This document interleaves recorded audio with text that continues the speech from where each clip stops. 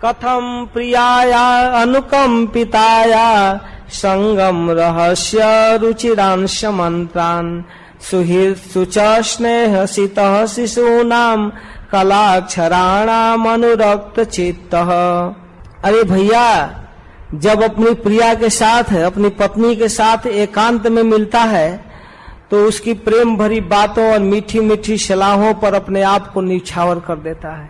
कि जब उसकी प्रिया मिलती है पत्नी और अनुकंपिताया संगम रहस्य की बातें करती है और रुचिरांश मंत्रान ऐसे रुचिकर मंत्र बोलती है और अनुकंपिताया वो अपनी कृपा की बात करती है कि मैं आप पर विश्वास करके, आप पर भरोसा करके हम अपने भाई को, अपने माता को, अपने पिता को, अपने सगे संबंधी सहेलियों को छोड़कर आई हूँ और आप मुझसे स्नेह नहीं करेंगे तो अब मैं कहाँ जाऊंगी। संगम रहस्य, आसक्ति पूर्वक जो एकांत में मिलन होता है तो रहस्य की बातें, इसी तरह की रहस्य की बातें होती हैं और रुचिर लगता है। और उसमें भी नन्हे नन्हे शिशुओं की तोतली बोली में इतना स्नेह में बंध जाता है, इतना स्नेह में बंध जाता है कि हद हो गया। अगर कहीं से आता है तो बच्चे जब छोटे छोटे कलाक्षराणाम जब तोतली बोली में बोलते हैं पापा, अब तो इतना मुग्ध होकर उस बच्चे को लेकर घंटों चूमता है, खिलाता है, स्नान कराता है और गोद में लेकर सोता है। ओहो क्या सुख है। इस तरह ये प्रहलाद महाराज के ये वाक्य इतने प्रैक्टिकल है, व्यवहारिक, इसको अनुभव किया जा सकता है। कलाक्षराणाम अनुरक्त चित्त, अपने बच्चों की तोतली बोली में इतना लुभ जाता है कि अरे मित्रों, उसे कैसे छोड़ सकता है, उस स्त्री को, उस बच्चे की व्यामोह को कैसे छोड़ा जा सकता है। असंभव बात है। वो दीन हो जाता है, उसी में रम जाता है, छोड़ नहीं पाता है और विषय भोग के अनेक सामग्री, अनेक उपकरण को घर में जुटा कर रखता है। उस कीड़े की तरह, जो रेशम के कीड़े हैं, कई बार उदाहरण आता है, और वैसे फंस जाता है, कहीं निकलने का रास्ता ही नहीं होता। त्यजेत कोश कृद्वे मान कर्माणि लोभा द वितृप्त काम। उस रेशम के कीड़े की तरह उसमें व्यवस्था करता है इधर से उधर। औपस्त जहिवम बहुमन्यमान कथम विरज्यत दुरंत मोह। वो कैसे वो मोह को छोड़ सकता है, नहीं छोड़ पाता है, उसमें फंस जाता है। कहते हैं अरे भाई, साधारण लोगों की बात तो छोड़िए, विद्वान होकर भी उसमें से नहीं निकल पाता। ऐसा ये संसार है, भोग की सामग्री। तो इस प्रकार नहीं निकल पाता है। और फिर यतो न कश्चित क्वच कुत्रचिद्वा दीन स्वमात्मान मलम समर्थ विमोचितुम काम दिशाम विहार क्रीड़ा मृगो यन्नि गडो विसर्ग।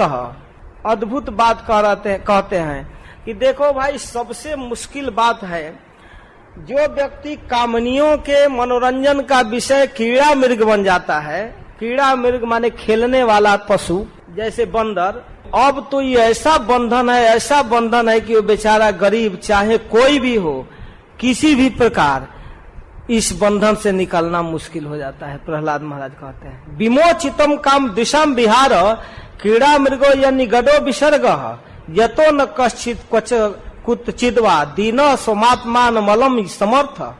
कहते हैं यह बड़ा मुश्किल काम हो जाता है कि जो स्त्री को सब कुछ मानकर उसके हाथ में अपना जीवन दे देता है, कीड़ा मृग बन जाता है, तब तो बड़ा मुश्किल है।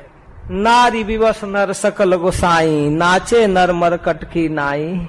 इस तरह से बसीभूत होकर और बंदर की तरह नाचता है और इस अवस्था में नहीं छोड़ पाता है। इसलिए है मेरे प्रिय मित्रों, भाइयों, ततो विदुरात परिहृत दैत्या दैतेषु संगम विषयात्मकेषु। इसलिए है मेरे प्यारे मित्रों, इन विषयों को, चाहे वो स्त्री जनित विषय हो या देखने वाला हो सिनेमा हो या होटल का भोजन हो जीभ वाला या कुछ भी हो, सबको परिहृत विदुरात, दूर से ही छोड़ दो, काफी दूर से छोड़ दो। विषयासक्त दैत्यों का संग दूर से छोड़ दो। जिन दैत्यों के संग में विषय उपलब्ध है उनका संग छोड़ो। दैतेषु संगम विषयात्मकेषु, मेरे प्यारे भाइयों तुम लोग विषयासक्त दैत्यों का संग दूर से छोड़ दो। तब क्या करें? तो कहते हैं उपेत नारायण मादिदेवम, आ जाओ भगवान नारायण की शरण में आ जाओ, क्योंकि सब मुक्त संगई रिश्तोपवर्गः, जब संसार की आसक्ति छोड़ दो और उन महात्माओं का संग करो, साधु पुरुषों का संग करो। इस प्रकार प्रहलाद महाराज प्रवचन कर रहे हैं और प्रवचन करते हुए एक से एक बात महत्वपूर्ण कहते हैं कि मित्रों देखो, सभी जीवों पर दया करना और सबके साथ सौहार्द करना, आसुरी भाव त्याग करना, प्राणी मात्र के प्रति दया करना, सबकी भलाई करना, यही भगवान को प्रसन्न करने की विधि है। देखो, तस्मात् सर्वेषु भूतेषु दयाम कुर्वत सौहृदम आसुरम भाव उन्मुच्य अजया तुष्य तथोक्षज। भगवान प्रसन्न हो जाते हैं, इसलिए भगवान को प्रसन्न करो। और यह सब निर्मल ज्ञान जो है शास्त्र का, यह जो विविध प्रकार के अर्थ धर्म काम मोक्ष की गति देने वाला इस संसार के धर्म है, ये राजनीति है, वो किसी काम का नहीं है। मैं तो सत्य सत्य तुम लोगों से बतला रहा हूँ मित्रों। धर्मार्थ काम इतियो विहित त्रिवर्ग इच्छा त्रयी नय दमो विविधा च वार्ता मन्ने तदेत दखिलम निगमस्य सत्यम स्वात्मार्पणम स्वसुहृद परमस्य पुंसः। मित्रों, मैं सही कहता हूँ, जो शास्त्रों में धर्म अर्थ काम मोक्ष की बात कही गई है, पुरुषार्थ का वर्णन किया गया है, उसमें आत्मविद्या, कर्म कांड, न्याय, दंड नीति, जीविका के विविध साधन, ये जितने प्रतिपाद विषय हैं वेद के, ये सारे विषय परम हितैषी परम सुहृद भगवान के समर्पण में, भक्ति में सहायता नहीं कर सकता तो व्यर्थ है। जितने स्कूल कॉलेज की पढ़ाई है सब व्यर्थ है। प्रभुपाद जी तो कसाई खाना कहे हैं कि जितने स्कूल कॉलेज है अविद्या पढ़ाई जा रही है, ये मनुष्यों के जीवन नष्ट कर दिया जाता है, एक कसाई खाना है अविद्या। तो कहते हैं सारे ज्ञान, कर्म कांड, न्याय, तर्क, साथ, दंड नीति, जीविका के साधन, बिजनेस, व्यापार की जो भी पढ़ाई है, अगर सब कुछ भगवान परम पुरुष के चरणों की ओर नहीं ले जाती है तो निश्चित रूप से यह उचित नहीं है। उसे मैं निरर्थक मानता हूँ, सार्थक नहीं मानता। और मैं सार्थक तभी मानता हूँ जब वो पढ़ाई भगवान में, सा विद्या तन्मति रेया, विद्या वह है जिससे मति भगवान में लग जाए, और कर्म वह है जो भगवान को संतुष्ट कर सके। तत्कर्म हरितोषम जत सा विद्या तन्मति रेया, कर्म वह है जो भगवान को संतुष्ट कर सके और विद्या वह है जो भगवान में मति लगा सके। इसलिए मेरे प्यारे मित्रों, इन सब कामों को छोड़ो। ज्ञानम तदेत दमलम दुर्वाप माह नारायणो नरसख किल नारदाय एकांति नाम भगवत तदं अंकिंचना नाम पादा रविंद रजसा प्लुत देहि नाम सात। अरे मित्रों, यह जो ज्ञान मैं आप लोगों को बताया, इस ज्ञान को नर नारायण बोलते हैं, भगवान बोलते हैं। इस ज्ञान को देवर्षि नारद बोलते हैं, और यह ज्ञान उन महात्माओं के द्वारा प्राप्त हो सकता है जो भगवान के अनन्य प्रेमी अकिंचन है। उन भक्तों के चरणों की धूलि में स्नान करने पर यह मिल सकता है ज्ञान। पादा रविंद रजसा प्लुत देहि नाम स्यात्, जो भगवान के भक्तों का, अकिंचन भक्तों के चरण रज में स्नान करता है, मतलब उनको समर्पण करता है, उनकी बात मानने पर तैयार होता है, तब सूतम मेतन मया पूर्वम ज्ञानम विज्ञान संयुतम। यह ज्ञान जो मैं आप लोगों को बता रहा हूँ, मैं यह ज्ञान सुना हूँ।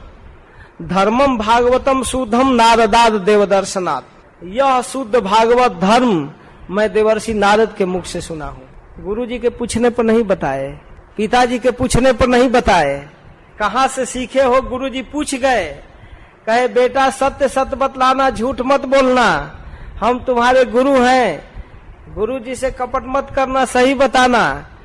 फिर भी नहीं सही बता पाए। बता दिए कि भगवान के भक्तों के चरणों में आश्रय लेने से भक्ति मिलती है, लेकिन यह कहाँ से ज्ञान लिया ये नहीं बताए, यहाँ बिना पूछे बता रहे हैं। तब सहपाठियों ने पूछा, तुम अपने गुरुजी को छोड़कर और कहीं तो गया नहीं, फिर इसी छोटी अवस्था में तुमने कैसे ज्ञान प्राप्त किया?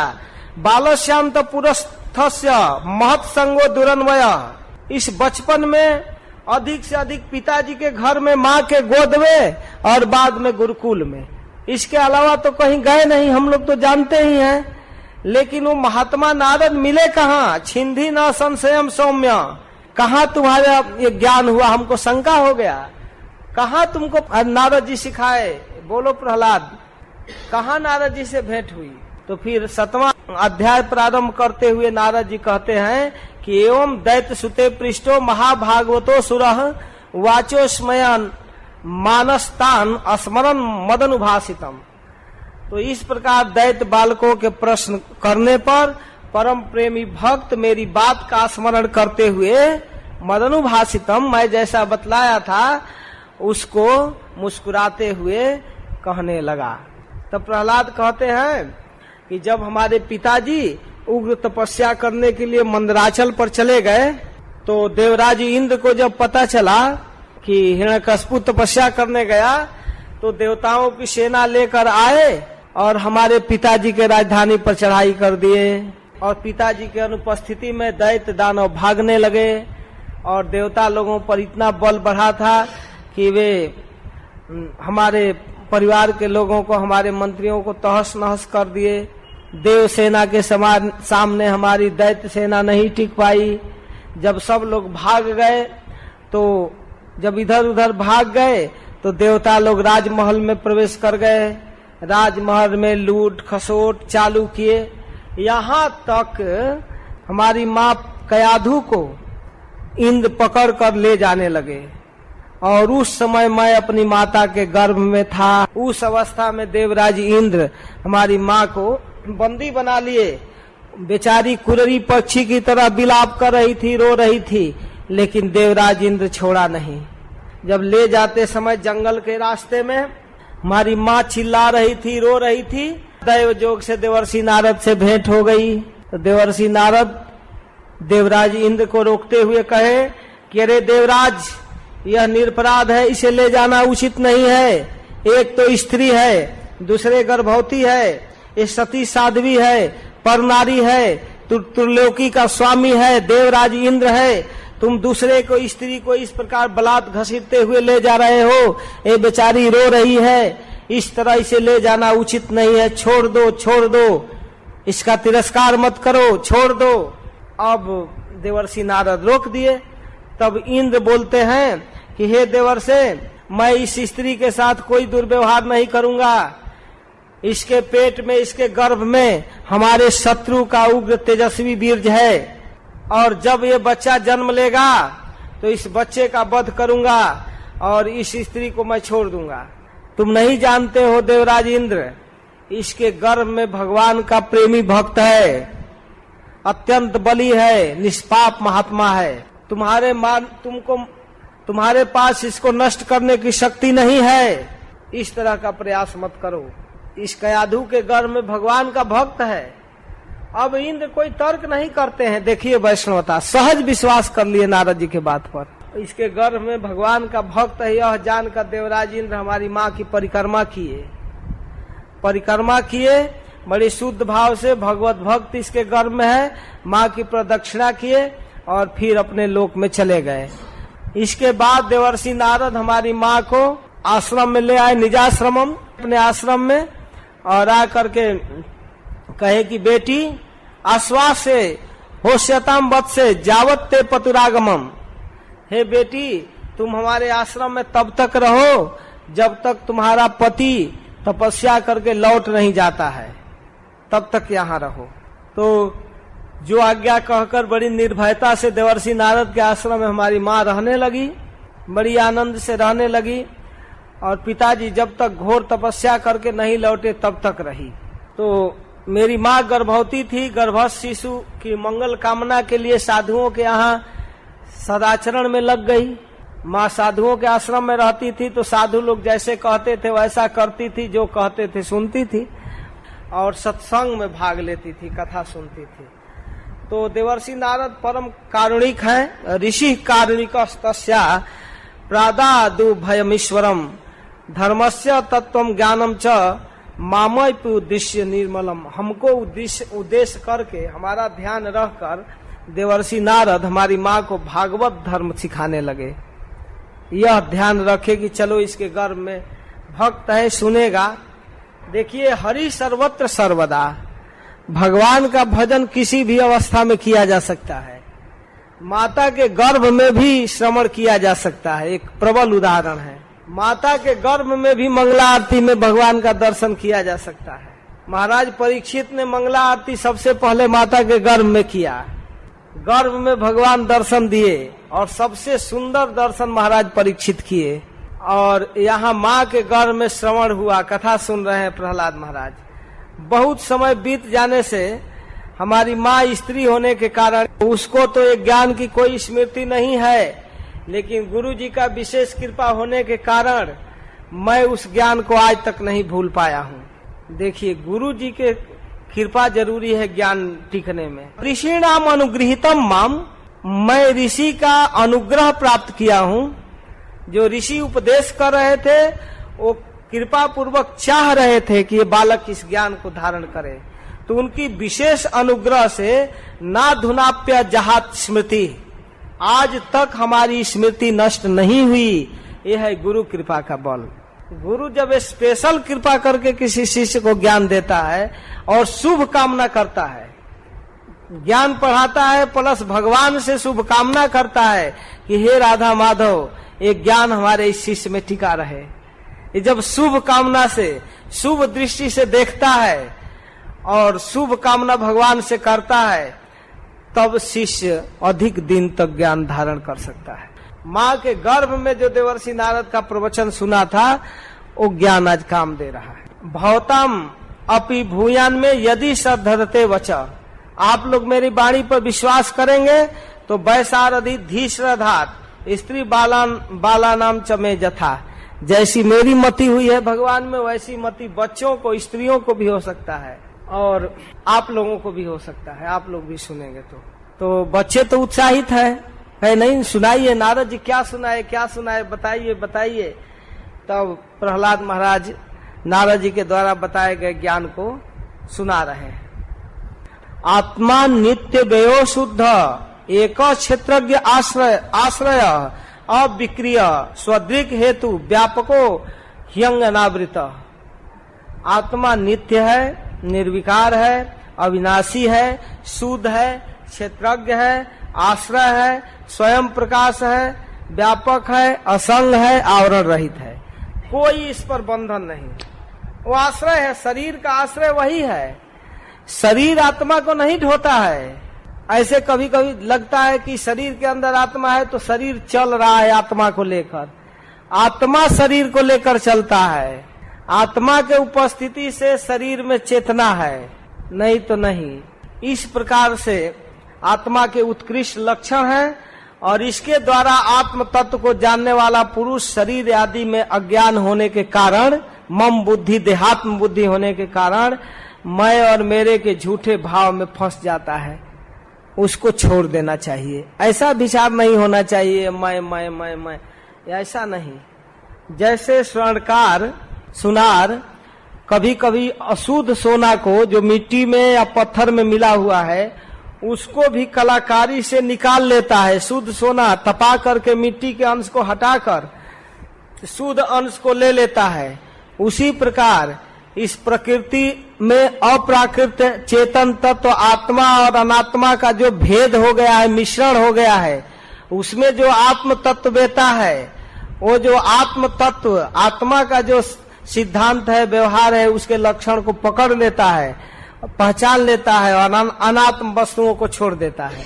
और आत्म तत्व को पहचान करके वो भगवान के परम पद को स्वीकार करता है, उन्हें प्राप्त कर लेता है। इस तरह का ज्ञान नारद जी दे रहे हैं। देह और आत्मा में अंतर, पहला ज्ञान। भगवान भी प्रवचन करने लगे तो भगवत गीता यहीं से प्रारंभ की कि आत्मा नित्य है और शरीर अनित्य है। शरीर का विनाश होता है, आत्मा का नहीं। इस अंतर को समझाना बहुत जरूरी है। तो इस प्रकार प्रकृति के जो तत्व हैं, महत तत्व, अहंकार, पंच तन्मात्राएं, 3 गुण, और इससे पूर्ण सृष्टि में इंद्रियों का बनना और इंद्रियों के विषय, और इससे इतना व्यापार चालू होता है, इतना भोग, उसमें भी परम पुरुष छोटे अंश में आकर के इस शरीर के अंदर आता है और इन विषयों को भोगता है। तो इस प्रकार इस शरीर के अंदर भी 2 तरह के शरीर हैं, स्थूल शरीर और सूक्ष्म शरीर। ये जो भूमि, जल, वायु, अग्नि, आकाश का बना हुआ स्थूल शरीर, और भीतर अंतःकरण में मन, बुद्धि, अहंकार सूक्ष्म शरीर। और इन शरीर के अंतर को समझना और इससे भी अलग है आत्मा, इसके रहस्य को समझना पड़ता है। ये पृथक तत्व है।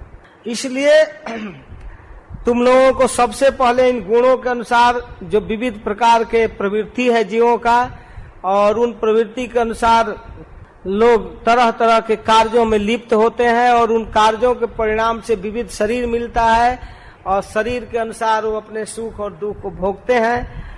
गुरु शुश्रूषया भक्त्या सर्वलब्धार्पणेन च संगेन साधु भक्ता नाम ईश्वराधनेन च श्रद्धया तत्कथायां च कीर्तनई गुण कर्मणाम तत्पादाम्बुजरुहध्यानात् तल्लिंगे क्षारणादि भी।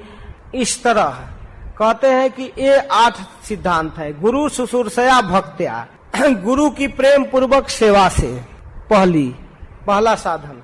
गुरु की शुश्रूषा से, कैसी शुश्रूषा? भक्त्या, भक्ति पूर्वक, प्रेम पूर्वक सेवा करने से, सर्वलब्धार्पणेन च, और जो कुछ मिल जाए, जो अपने पास सामर्थ्य है, उस सामर्थ्य भगवान को अर्पित करने से, जो धन प्राप्त है, जो शक्ति प्राप्त है, जो क्षमता प्राप्त है, जो बुद्धि प्राप्त है, मन प्राप्त है, उसको भगवान में लगाने से, जैसी वाणी है उसी को कृष्ण में लगाने से, अर्पित करने से। असंगेन साधु भक्ता नाम, साधु पुरुषों का संग करने से।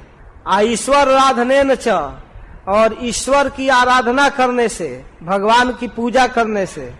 श्रद्धया तत्कथायां च, और भगवान के कथा में श्रद्धा करने से, भगवान की कथा में प्रेम करने से, भगवान की कथा वार्ता सुनने से। और कीर्तनई गुण कर्मणाम, भगवान के गुण जस का कीर्तन करने से। कीर्तन गा कर करना, कीर्तन के कई विधा है। कीर्तन जब करताल मृदंग पर झूम कर कीर्तन करते हैं वो भी कीर्तन है। हारमोनियम पर जस गाते हैं, भगवान के नाम गाते हैं, या झोली माला लेकर भगवान के नाम उच्चारण करते हैं, वो भी नाम संकीर्तन है। गिन गिन कर संख्या पूर्वक गान नर्तन, संख्या पूर्वक उसको संख्या संकीर्तन कहते हैं। और फिर इस प्रकार भगवान के गुणों को कथा के माध्यम से जो बोला जाता है वो भी कीर्तन है। सुखदेव गोस्वामी कीर्तन के आचार्य हैं। क्या किए? 7 दिन कथा सुनाए। और महाराज परीक्षित श्रवण के आचार्य हैं।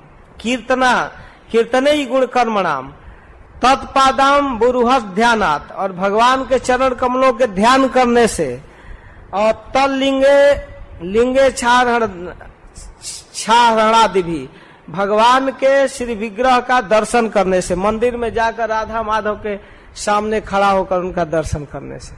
ये 8 साधन बतलाते हैं। गुरु महाराज की सेवा, जो अपने पास शक्ति सामर्थ्य है उसको भगवान में अर्पण करना, साधु पुरुषों का संग करना, ईश्वर की पूजा करना, कथा प्रेम से सुनना, श्रद्धा से, भगवान के नाम का कीर्तन करना, और भगवान के चरणों का ध्यान करना, चिंतन करना, और भगवान के श्री विग्रह का दर्शन करना। हरि सर्वेषु भूतेषु भगवान नास्त ईश्वरः इति भूतानि मनसा कामस्तैषे साधु मानयेत। इस प्रकार सर्वशक्तिमान भगवान सभी जगह है, यथाशक्ति सभी प्राणियों की इच्छा को पूरा करना चाहिए। सबके हृदय में भगवान है। इस प्रकार भक्त जब सब जगह भगवान को देखता है, उनके अनुपम चरित्र को सुनता है, श्रवण करके आनंद उद्रेक से उसका रोम रोम खिल जाता है। देखिए 34 सभी श्लोक महत्वपूर्ण है। नारद जी ज्ञान दे रहे हैं, उस ज्ञान को एज इट इज प्रहलाद महाराज अपने मित्रों को दे रहे हैं, और उस ज्ञान को देवर्षि नारद राजसूय सभा में बोल रहे हैं। और उसी ज्ञान को सुखदेव गोस्वामी सीधे रिले कर रहे हैं सुखताल में गंगा के तट पर। और उस सुखदेव गोस्वामी के वक्तव्य को सूत गोस्वामी नैमिषारण्य में रिले कर रहे हैं और यहाँ व्यास जी आए ये चीज लिख दिए। तो हु बहु ज्ञान आ रहा है बिना परिवर्तन के।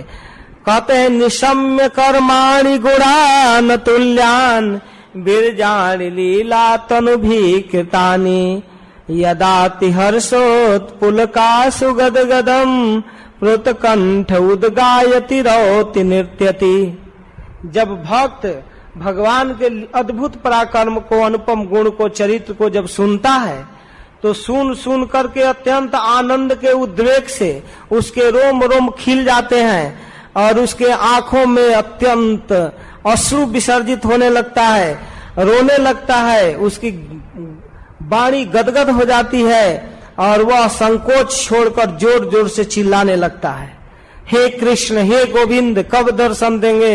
हे नाथ, मेरे ऊपर कृपा कीजिए। हे नाथ, आपके बिना हम अनाथ हैं, आप दया कीजिए। हमारे जन्मों के विविध कर्म हैं, हमारा पाप प्रवृत्ति हमको रोक रही है, हम आपके पास नहीं जा पाते हैं। इस प्रकार क्रंदन करने लगता है पागल की तरह। इस प्रकार वह कभी कभी करुण क्रंदन करता है, कभी कभी भगवत भाव में वंदना करता है, कभी भगवान में तन्मय हो जाकर लंबी लंबी सांस खींचता है और संकोच छोड़कर हे हरे, हे जगतपते, हे नारायण, हे गोविंद, रक्ष माम इस तरह से चिल्लाता है। सारा भाव छोड़ देता है। तदा पुमान मुक्त समस्त बंधना तदभाव भावा नुकृता सयाकृति निर्दग्ध बीजानुसयो महीयसा भक्ति प्रयोगेण समेत्य अधोक्षजम। इस प्रकार वह भाव विभोर होकर वह अपने जन्म मृत्यु के बीजों का खजाना को जला देता है और परम पुरुष भगवान को प्राप्त कर लेता है। इस तरह से जब कीर्तन करता है, कथा सुनता है, भगवान के लीलाओं का स्मरण करता है तो उनके भाव में भावित हो जाता है और इस अशुभ संसार के दलदल में फंसकर अशुभमय हो जाने वाले जीव के लिए भगवान की प्राप्ति संसार चक्र को मिटा देने वाली है भगवान की कथा। ये भगवान की कथा है, इसलिए भगवान की कथा को सुनना चाहिए। अरे असुर बालकों, अरे मेरे मित्रों, श्री भगवान का भजन कठिन नहीं है। कोटि प्रयासो असुर बालका हरे है रूपासने स्वे हृदय छिद्रवत सतः स्वस्यात् मन सख्युरशेष देहिनाम सामान्यतः किम विषयोपपादने। कहते हैं सामान्यतः किम विषयोपपादनई। अरे मित्रों, हे असुर कुमारों, भगवान सर्वत्र है। अगर पूछे कि वो प्रभु कहाँ मिलेंगे, जिनका भजन करेंगे, जिनका नाम कीर्तन करें, स्मरण करें, लीला चिंतन करें, वो कहाँ है? तो कहते हैं वो सब जगह हैं। उपासते स्वे हृदय छिद्रवत सतः, वो सदा तुम्हारे हृदय में हवा की तरह, आकाश की तरह रहते हैं, सब जगह विद्यमान है प्रभु। उनके खोजने के लिए कोई प्रयास नहीं है। कोटि प्रयास हो, कहाँ अति प्रयास है, ज्यादा प्रयास नहीं करना है, उसमें विशेष परिश्रम नहीं है भगवान के भजन में, वो सब जगह हैं। अगर उनके नाम कीर्तन करते हैं तो प्रभु सुनते हैं। कहीं भी करें, घर में, रास्ते में, खेत में, खलिहान में, वन में, कहीं भी करें, भगवान स्वीकार करते हैं, सुनते हैं और वो समान रूप से सब जगह हैं। हाय हाय दुर्भाग्य की बात है कि लोग उन प्रभु को छोड़कर, परम सुहृद प्रभु को छोड़कर इन विषयों के उपादान को, वस्तुओं को जुटाते रहते हैं। क्या दुख की बात है। अपने परम प्रेष्ठ हृदय में रहने वाले प्रभु जो कभी छोड़कर नहीं जाते, हृदय में रहते हैं, उन प्रभु को छोड़कर लोग इस तरह से भटक रहे हैं। क्या कहा जाए, ये कुछ जुटाने में नहीं है।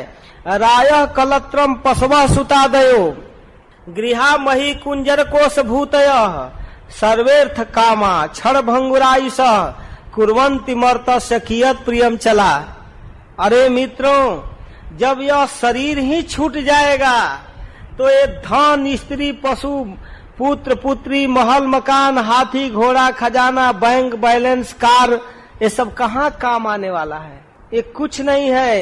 इस क्षण भंगुर शरीर के नष्ट होते ही समाप्त हो जाएगा, कुछ नहीं काम आने वाला है। अरे ये तो छोड़ो, अगर बड़ा बड़ा यज्ञ करके तुम स्वर्गीय सुख प्राप्त कर लिया, यहाँ के स्वर्ग छोड़कर एवं ही लोका कृतभी कृता यमी, ये भी बहुत दिन तक टिकने वाला नहीं है, स्वर्ग के संपत्ति भी। इसलिए हे मित्रों, तस्माद दिष्ट सुतदूषणम परम भक्तैक एसम भजतात्म लब्ध है। इसलिए हे मित्रों, यह भगवान जो परमात्मा रूप से हृदय में रहते हैं, उनमें किसी प्रकार का कोई दोष नहीं है और न कभी देखा गया है न सुना गया है। वो परमात्मा की प्राप्ति भक्ति से प्राप्त होते हैं, भक्ति से उनकी प्राप्ति होती है, इसलिए उनका भजन करो। अब भक्ति का मतलब श्रवण कीर्तन, उनके विषय में सुनो, स्मरण करो, बोलो, चिंतन करो। इस तरह से कहते हुए कहते हैं कि इस प्रकार लोग विविध प्रकार के कर्मों में लगे हुए हैं, जो सियार कुत्ता के भोजन है, जीवन है। इस शरीर को क्यों लोग इतना पालना चाहते हैं? ये तो निश्चित रूप से कभी न कभी बिछुड़ेगा, साथ जाने वाला नहीं है। इस शरीर की ये दशा है, तो फिर इसमें रहने वाले स्त्री, पुत्र, महल, मकान और ये सब साथी, मित्र, नौकर, चाकर किस काम में आने वाले हैं? इन सब बातों पर विचार करो और इस संसार को अनित्य समझकर इसको छोड़ो और भगवान का भजन करो। सर्वेषामपि भूतानाम हरिरात्मेश्वर प्रिय भूतैर महद भी स्वकृतै कृतानाम जीव संगीता। अरे मित्रों, भगवान हरि ही ईश्वर है, आत्मा है, परम प्रियतम है। जहाँ से प्रवचन चालू किए 6वां अध्याय के पहला दूसरा श्लोक से कि वही प्रभु सुहृद हैं, मित्र हैं, उसी बात को इतना लंबा प्रवचन के बाद फिर कह रहे हैं। वही प्रियतम बंधु हैं और ये पंचभूतों से बना हुआ शरीर में जो आबद्ध हो जाता है आत्मा, तो इसको जीव कहते हैं। ये प्राकृत बंधनों से जब फंस जाता है तब जीव होता है, और वही जीव विविध प्रकार का शरीर लेता है। देवो सुरो मनुष्यो वा यक्षो गंधर्व एव च भजन मुकुंद चरणम स्वस्ति मानस स्याद यथा वयम। अरे मित्रों, देवता का शरीर हो, दैत्य का शरीर हो, मनुष्य का हो, यक्ष हो, गंधर्व हो, कोई भी शरीर क्यों न हो, जो भगवान के चरण कमलों का सेवन करता है वही कल्याण भाजन है, अन्यथा ये देव शरीर भी व्यर्थ है। ये चाहे कितना ही उत्कृष्ट शरीर मिल जाए, ब्राह्मण का मिल जाए चाहे देवता का मिल जाए, जब तक भगवान मुकुंद का भजन नहीं किया जाता तब तक वह सफल नहीं है, वह हमारे ही समान कल्याण का भाजन हो जाता है। जब भगवान इस शरीर को स्वीकार कर लेते हैं और ये शरीर भगवान के सेवा के उपयोगी हो जाता है, तब शरीर की सार्थकता है मित्रों। इसलिए भगवान का भजन करो। बहुत सुंदर प्रवचन कर रहे हैं कि हे दैत्य बालकों, देखो, नालम द्विजत्वम देवत्वम ऋषित्वम वासुरात्मजा प्रीणनाय मुकुंदस्य न वृत्तम न बहुज्ञता न दानम न तपोनेज्या न शौचम न व्रतानि च प्रियते अमला भक्त्या हरिर अन्यत विडम्बनम। अरे मित्रों, हे दैत्य बालकों, भगवान को प्रसन्न करने के लिए न ब्राह्मण का शरीर होना जरूरी है और न देवता का न ऋषि का। वो कह सकते हैं कि हम लोग तो असुर है, प्रहलाद, हम कैसे भजन करें? भजन तो ब्राह्मण लोग करते हैं, भजन तो देवता लोग करते हैं, हम तो असुर है। ना ना ना ना, ये बात नहीं है। न जाति भेद, न देश भेद, न रंग भेद, कुछ भेद नहीं है इसमें। न ऋषि होना, न सदाचार होना, न विविध प्रकार के डिग्री डिप्लोमा, न ज्ञान होना, न दान, न तप, न यज्ञ, न शारीरिक मानसिक शौच, बड़े बड़े व्रतों का अनुष्ठान इसमें पर्याप्त नहीं है। भगवान तो केवल प्रेम भक्ति से प्रसन्न होते हैं और जितने साधन है वो सब विडम्बनम, हरिरन्यत विडम्बनम। भगवान के भक्ति के अलावा और किसी भी साधन से भगवान प्रसन्न नहीं होते, वो तो श्रवण कीर्तन से प्रसन्न होते हैं। ततो हरऊ भगवती भक्तिम कुर्वत दानव। अरे दानव, अरे मित्रों, भगवान श्री हरि की भक्ति करो। आत्मोपमेन सर्वत्र सर्वभूतात्मनीश्वरे, वो प्रभु सब जगह विराजमान है, सर्वत्र है, जहाँ हो वहीं उनके नाम का कीर्तन करो। हरे कृष्णा कृष्णा कृष्णा हरे हरे, हरे राम राम राम हरे हरे। तो ऐसा कोई उदाहरण है क्या कि दैत्य भी भगवान का भजन किया? अरे हाँ, दैतया यक्ष रक्षांसी स्त्री शूद्रा ब्रजौ कस खगा मृगा पाप जीवा संति ह्यच्युतताम गता। कहते हैं कि अरे भगवान की भक्ति के प्रभाव से दैत्य यक्ष, राक्षस, स्त्रियां, शूद्र और गोपालक, अहिर जो गायों का पालन करते हैं, ब्रजौकश, पक्षी, मृग, बहुत से पापी जीव सब भगवान को प्राप्त हो गए हैं। कोई भी किसी भी स्तर का व्यक्ति अगर भगवान की भक्ति करता है वो भगवान को प्राप्त कर लेता है। एतावानेव लोकेस्मिन् पुंसः स्वार्थः परस्मृतः। अरे मित्रों, इस लोक में पुरुष के लिए सबसे बड़ा स्वार्थ, सबसे बड़ा लाभ यही है, एकांत भक्ति गोविंदे जत सर्वत्र तदीक्षणम। एकांतिक अनन्य भक्ति गोविंद का किया जाए और अपने भक्ति के प्रभाव से भगवान का दर्शन प्राप्त कर लिया जाए, यही इस जीवन की सार्थकता है मित्रों। यह है प्रहलाद महाराज की शिक्षा। कहते हैं इस जीवन की सफलता तो यही है कि अब प्रभु कृपा करो यही भांति, सब तजी भजन करो दिन राति। हे प्रभु, अब ऐसी कृपा कीजिए कि सारा त्याग करके आपका ही भजन करूं। अब प्रभु कृपा करो यही भांति, सब तजी भजन करो दिन राति। एकांत भक्ति गोविंदे जत सर्वत तदीक्षणम। यही जीवन की सफलता है, यही एकमात्र स्वार्थ है, यही एकमात्र परमार्थ है। एतावानेव लोकेस्मिन्, इस अस्मिन् लोके पुंसः स्वार्थः परस्मृतः। पुरुष का सबसे बड़ा स्वार्थ, सबसे बड़ा परमार्थ यही है कि एकांत की हरि भक्ति, एकांत भक्ति गोविंदे जत सर्वत्र तदीक्षणम। भगवान गोविंद की अनन्या भक्ति प्राप्त हो और भगवान का दर्शन प्राप्त हो जाए, बस यही जीवन की सफलता है। तो इस प्रकार प्रहलाद महाराज प्रवचन कर रहे हैं और इनके प्रवचन से सारे स्कूल के बच्चे भक्त हो गए। और दूसरा दिन तो एकदम ताली बजाकर बस कीर्तन चालू, हरे कृष्णा कृष्ण कृष्ण हरे हरे, हरे राम राम राम हरे हरे। तब गुरु पुत्रों को हुआ घबराहट, अरे बाप रे बाप, एक दिन स्कूल में नहीं जाने से सारे बच्चे चौपट। अब तो ये संवाद पहुंचेगा तो बड़ा भारी एक्शन लेगा हिरण्यकशिपु। तो ये तुरंत खुद जाकर रिपोर्ट किए कि सरकार अनर्थ हो गया है, अब तो हमारे बस की बात नहीं, एक प्रहलाद नहीं सभी बच्चे कीर्तन चालू कर दिए। अब ये आगे की जो घटना है, किस तरह से प्रहलाद के ऊपर हिरण्यकशिपु एक्शन लेता है और भगवान नृसिंहदेव प्रकट होते हैं 8वां अध्याय में, और फिर प्रहलाद महाराज उनके चरणों में स्तुति करते हैं और प्रहलाद का राज्याभिषेक, इन सब कथाओं को हम कल सुनेंगे। हरे कृष्णा, जय श्री राधे।